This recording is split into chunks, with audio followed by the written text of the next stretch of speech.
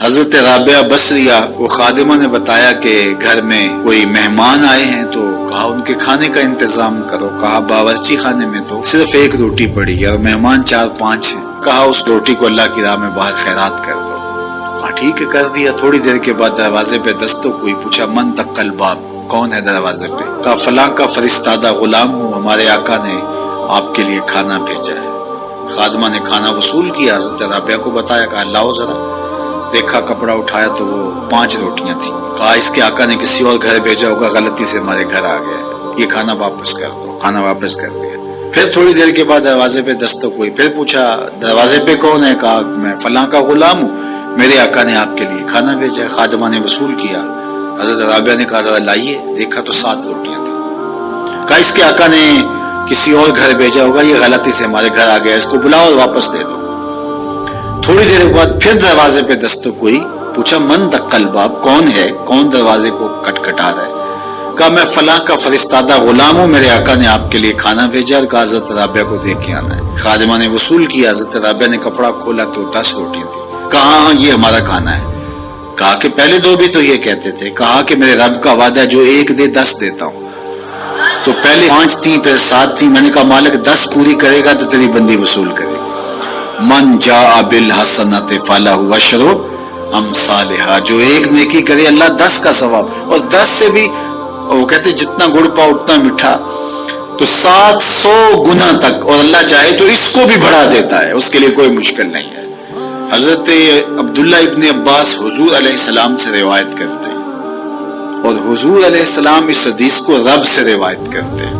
حدیث قدسی ہے، ان اللہ کتب الحسنات والسیئات، بے شک اللہ تعالیٰ نے نیکیاں بھی لکھی ہوئی ہیں اور اللہ تعالیٰ نے گناہ بھی لکھے ہوئے ہیں۔ فمن ہم بحسنۃ فلم یعملھا کتبہ اللہ تبارک و تعالی عندہ حسنۃ کاملہ، جس نے نیکی کی نیت کی، اچھا ارادہ کیا، پختہ عزم کیا، فلم یعملھا، لیکن کسی وجہ سے وہ نیکی کر نہیں سکا، سبب ایسا نہ پیدا ہوا، لیکن پکا ارادہ تھا میں یہ کرنی ہے، تو کر نہیں سکا، کتبہ اللہ تبارک و تعالی عندہ حسنۃ کاملہ، اللہ اس کی نیکی کو پوری نیکی، کامل نیکی درج فرما لیتا ہے، اس کے نامہ اعمال کے اندر لکھ دی جاتی ہے نیکی۔ وَإِنْ هَمَّ بِهَا